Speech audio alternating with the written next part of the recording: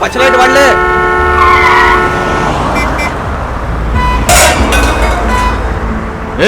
కళ్ళు కనబడతలే.